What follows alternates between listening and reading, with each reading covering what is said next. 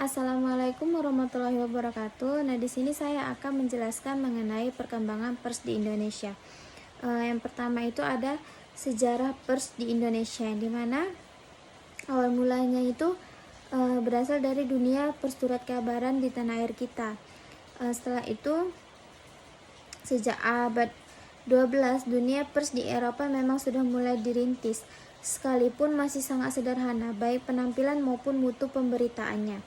Nah, surat kabar dan majalah sudah merupakan suatu kebutuhan bagi masyarakat di masa itu. Bahkan, pengusaha di masa itu telah meramalkan bahwa dunia pers di masa mendatang merupakan lahan bisnis yang menjanjikan. Oleh karena itu, tidak heran apabila para pengusaha persurat kabaran serta para kuli tinta asal Belanda sejak awal pemerintahan VOC sudah berani membuka usaha dalam bidang penerbitan berkala dan surat kabar di Batavia. Nah, yang selanjutnya ada pun perkembangan pers di Indonesia, yaitu ada yang pertama itu ada pers pada masa penjajahan Belanda dan Jepang, yang dimana zaman Belanda pada tahun 1885 di seluruh daerah yang dikuasai Belanda terdapat 16 surat kabar berbahasa Belanda dan 12 surat kabar yang berbahasa Melayu. Yang kedua adalah yang selanjutnya adalah zaman Jepang, di mana ketika Jepang datang ke Indonesia, surat kabar yang ada di Indonesia diambil alih pelan-pelan. Beberapa surat kabar disatukan dengan alasan menghemat alat tenaga. Nah, selanjutnya ada pers pada masa revolusi. Pers pada masa ini seringkali disebut sebagai pers perjuangan. Pers Indonesia menjadi salah satu perjuangan untuk kemerdekaan bangsa Indonesia. Nah, yang ketiga ada pers pada masa demokrasi liberal, yang dimana masa ini merupakan masa pemerintahan parlementer atau masa demokrasi liberal. Yang selanjutnya ada pers pada masa demokrasi terpimpin.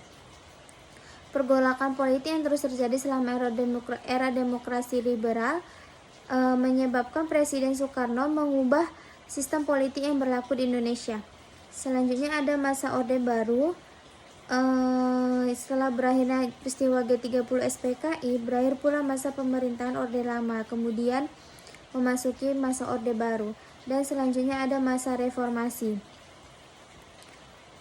yang dimana masa reformasi salah satu tonggak penting dalam perjalanan sejarah bangsa Indonesia. Telah terjadinya reformasi sejak 1998 dengan turunnya Soeharto sebagai Presiden RI. Selanjutnya ada pembahasan mengenai kebutuhan publik dan penerbitan pers atas berita. Yang pertama itu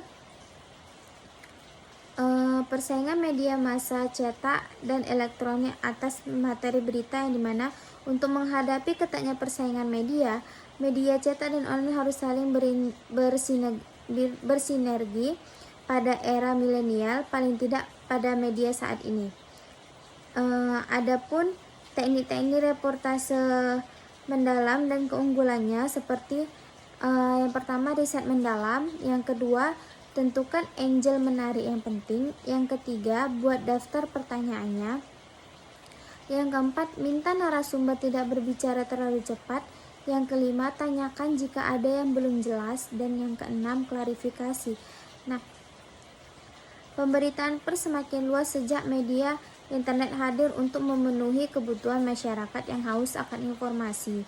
Didukung dengan perkembangan teknologi super canggih, membuat masyarakat bisa mengakses informasi kapan saja dan di mana saja tanpa perlu meluangkan waktu banyak untuk membaca koran.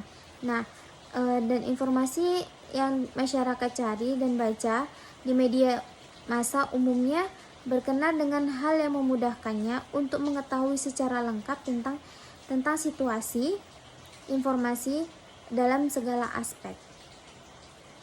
Setelah itu, perkembangan zaman media massa merupakan suatu kebutuhan masyarakat dalam mencari informasi dalam segala aspek. Nah, perkembangan zaman yang didukung oleh teknologi informasi mengantarkan media massa dari konvensional menjadi digital, di mana kemudahan dalam mengakses sebuah informasi menjadi lebih mudah. Baik, terima kasih penjelasan dari saya. Assalamualaikum warahmatullahi wabarakatuh.